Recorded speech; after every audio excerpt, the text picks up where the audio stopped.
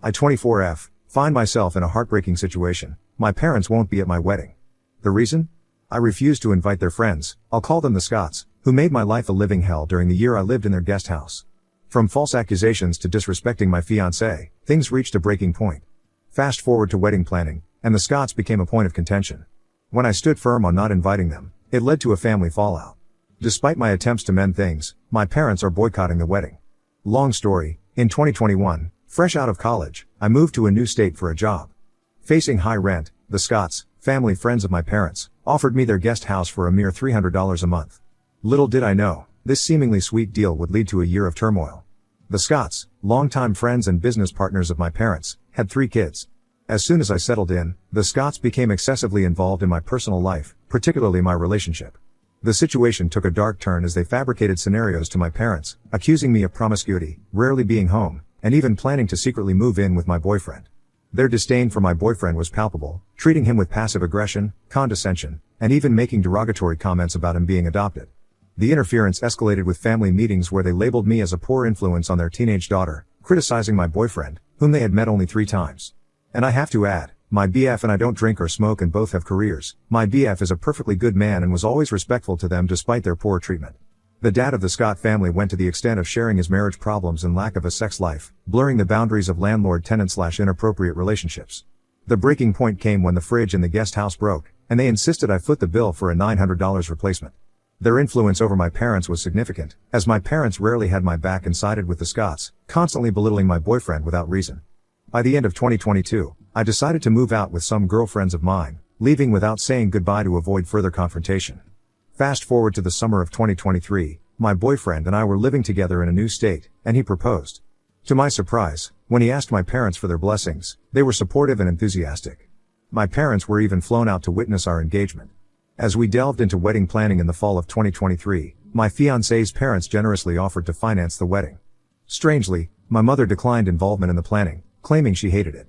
Despite repeated invitations from myself and my future mother-in-law, she insisted we handle everything on our own, a departure from the typical involvement of the mother of the bride. My mill did fly my mom out to NY for wedding dress shopping, which was fun, but my mother insisted on the trip that this was all she wanted to do. Winter 2023 brought a text from my dad, urging me to invite the Scots. Respectfully declined, citing the distress it would cause me on our special day. This refusal triggered a nuclear war within the family. My parents, adamant about the Scots' inclusion, declared they wouldn't attend the wedding. My dad accused me of starting my happy life by destroying his, and my mother uninvited me to Christmas. In attempts to salvage the situation, I apologized and tried to explain my decision. However, my parents were unreceptive, hurling insults and baseless accusations claiming my side of the family has been cancelled. My mother then flipped the scripted and threatened to expose details on social media of my disrespect to the family if I didn't show up for Christmas. Despite exchanging Christmas and birthday greetings via text, I've not spoken to them about the situation. The pain of their absence and the harsh words lingers as I approach my wedding day. I'm confused, I'm guilty, I'm in pain. The fallout, all because I refused to invite the Scots. Edit, we are having a destination wedding and the festivities will begin 3 days prior to the wedding. So if caved in and invited the Scots, I would have to endure up to 4 days of them. I don't want to walk around the resort and turn around and have to see them and instantly get into a bad mood. Also, I am afraid if my parents decide to show up without the Scots that they will cause drama. Comments, Miss Murderpants, op, please don't cave. The emotional manipulation your parents are doing is BS. I'd snail mail my parents a letter. Parents, these so-called friends of yours are no real friends. If you insist on picking them versus your daughter, then so be it. Our relationship is over. Think on this. You will miss out on my wedding and any involvement with any children I may have because those people mean more to you than your daughter. I sincerely hope you can live with yourselves and have good reason for your actions. I love you both, but I do not like you right now. You are still invited. I hope you make the right choice. Op, could those people be holding something over your parents like they loaned them money? And you could invite them, and if you go this way I would tell your folks that they are responsible for them. If they say one bad thing to you/spouse, they and those people will be escorted out by security. And if you do go this route, I would hire security. I wouldn't invite the kids. Ma'am, I'm so sorry. But yes, this is as odd as you think it is. For some reason I'm stuck on your father accusing you of destroying his life.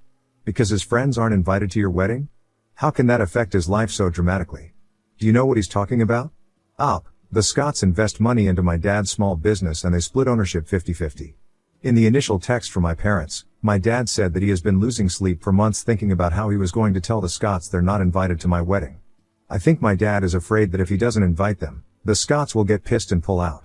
This is speculation, but if this is the case, then some people are right and this is like a blackmail thing. But I don't want to feel guilty. Why do I have to invite people who give me a visceral reaction of anxiety and stress just because my dad is afraid to tell them no? Final Ocelot 6806, you don't. It's your wedding and should be the happiest day of your life surrounded by people who love you and sincerely care for you. Don't feel guilty, you're not. Useful Commission 76, making derogatory comments about him being adopted, criticizing my boyfriend, belittling my boyfriend. It seems like a perfectly reasonable decision for the boyfriend and his parents, who are the ones financing the wedding, to decline to invite these Scott people. I don't think the bride or her parents have a choice in this matter. My future in-laws don't want the Scotts there. But they would be willing to bite the bullet for me because they feel terrible about my parents not attending. They're such good people, but there's no way in hell I'm going to let that happen, especially since they are doing so much for me out of the kindest of their hearts. However, this actually came up in the argument with my parents, and my dad literally said I don't have to ask your fiancé or his mother for permission to invite who I want to the wedding of my daughter. My parents say the Scotts did everything out of protection. It makes me so angry. Update, I woke up this morning to a bunch of texts from my mother. She demanded that I end my engagement, cancel the wedding, quit my job, and move back to their home. She started saying things like, I know you're unhappy. It's okay, you tried. Now it's time to come home. You have some maturing you need to do. This irks me so much. My parents literally gave their blessings for my marriage 6 months ago. Now they want me to change my entire life because they're mad they didn't get their way. I responded and said this is my life, and if they don't want to respect my decisions, that's on them. But I am in utter shock. I am financially independent of my family. I have a great job, loving partner. How Dune parents come up with this shit? Comments, warehouse empty. Personally, I think I'm at the point in life where I would reply. Thank you for the perspective, you're right, I am unhappy, and I have tried. I really thought you had the potential to be better parents, but I guess not. I do not see how moving back in with you, the problem, would fix anything except cause me even more distress. Thank you for the insight, and I'm sorry that you won't be at my wedding, but actually it's probably for the best. You are causing me the most unhappiness right now, and I am done trying to please you. I know after trying that it is a futile endeavor. Partner and I will have a great time celebrating with people who chose to support us and love us unconditionally. Good night. Turbulent Error 4. Narcissists often have a strong need for control and validation.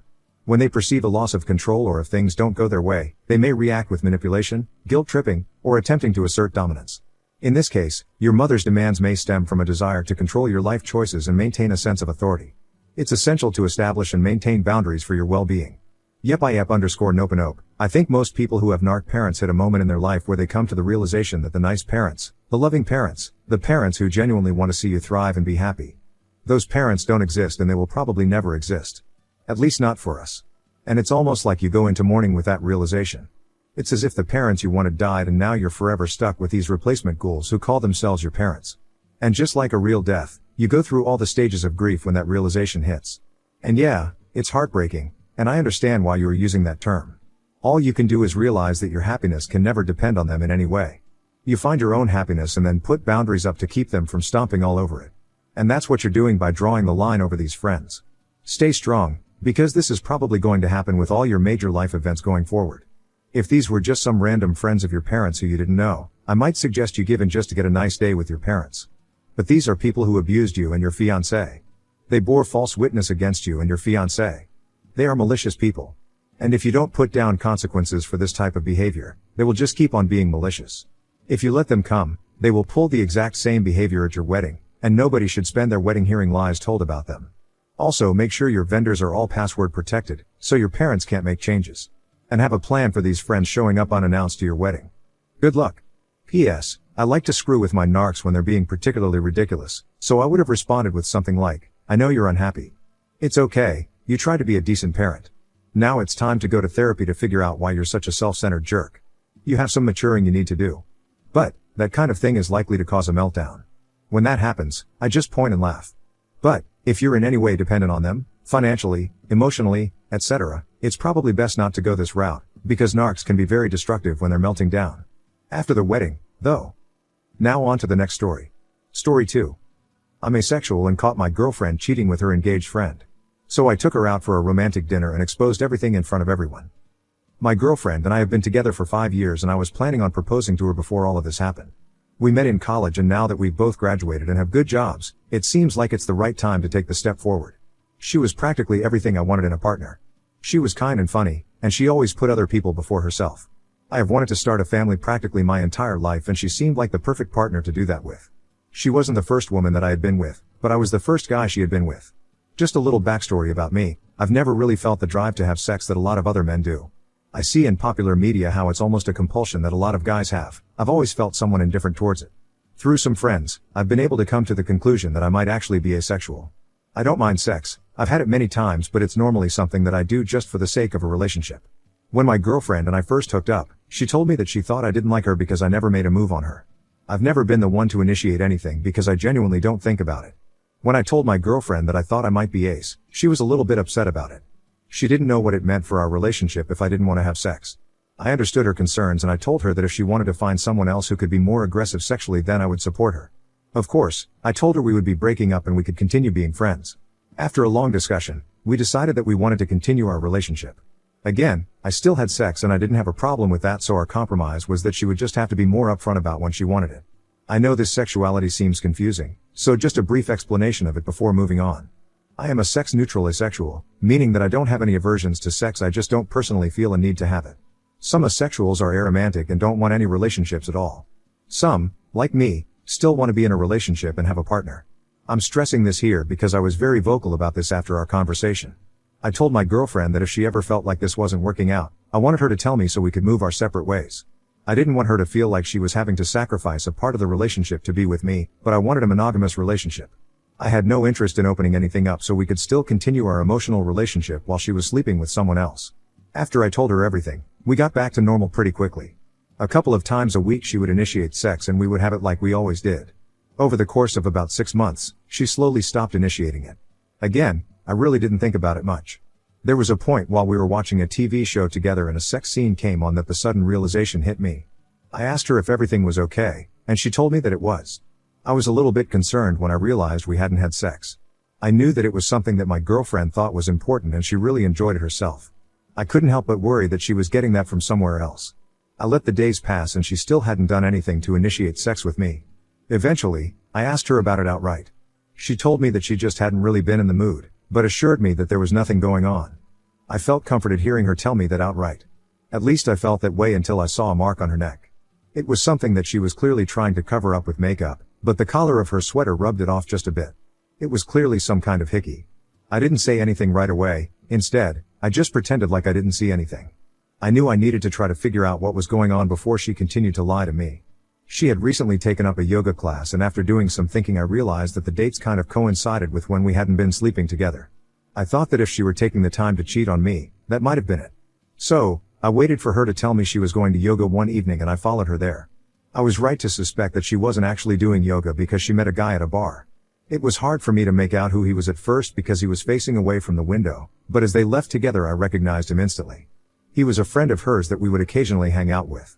Because he was her friend, seeing them together wasn't damning in itself. They could have just been grabbing a drink, but I didn't understand why she would lie about going to yoga. I needed to find something more concrete before I went to her with this. I followed them as they went back to what I figured was his apartment. While they were inside, I did a little digging on the guy since I didn't really know him too well.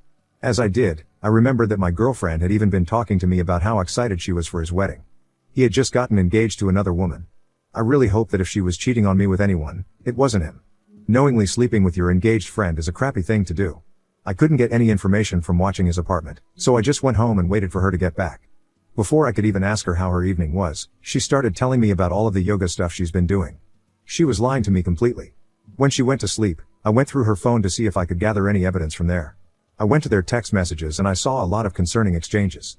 They had sent each other nude pictures. He told her that he would have never gotten engaged if he knew she wanted him, and she talked about how she couldn't understand my sexuality.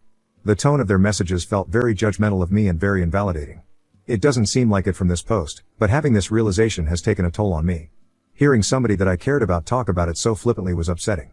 I took plenty of screenshots, especially of the exchanges where he mentioned not wanting to get married, and I sent them to myself. I had no idea who his fiancée was, but after a little bit of research, I found out that she was a recent law school graduate and had just gotten a job at a local firm.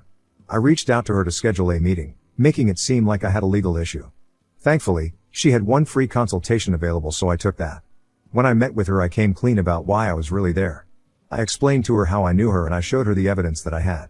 She was broken up about it, but she thanked me for telling her before she ended up being legally bound to him for the rest of her life. She had always been concerned about his relationship with my girlfriend. She mentioned that it was obvious to her that they had some kind of feelings for each other, but since they were both in relationships she didn't think anything would come of it. As I was driving home, I just kept thinking about how they were talking about me and I didn't feel like telling the fiancé was enough revenge. I wanted to do something to really hurt them. Like I said earlier, I really was planning on marrying her. I had a ring and everything. My girlfriend loved the big romantic displays, so I figured I'd give her one. I knew that the man she cheated on me with was about to get dumped by his fiancée, and I wanted my girlfriend to have a similar experience. I took her out to a nice restaurant and at the end of the evening, I paid the band to play our song. When it came on she commented on it, and I told her I orchestrated it for the evening. I got down on my knee and I started out pretending like I was proposing. She was very excited and smiling while crying. Everything about her reaction made it seem like she would have married me. If that was the case, why cheat on me? I stood up before I asked her the final question and I told her that was what might have happened if I didn't find out she was sleeping with another man. Her face completely fell and all of the people who were watching us with happy smiles immediately turned away. I explained how I knew everything, making no effort to keep my voice down. One of the staff at the restaurant actually had to escort us out because we were causing a scene. I broke everything off with my girlfriend after that and kicked her out of our apartment. She has messaged me countless times begging me to give her another chance. She tried to explain her actions by telling me that she felt like it was my fault. I'll admit, a huge part of it might have been. I didn't even realize we weren't having sex until it had been weeks since we stopped. But I told her from the start that she should tell me if she wanted out. It seemed like she wanted to be with me while also sleeping with the other guy, and I wasn't okay with that. I ended up blocking her number, but she continues to call me from burner numbers that she downloads. I'm planning on changing phone plans to get a new number and moving out of my apartment so she won't know where I am.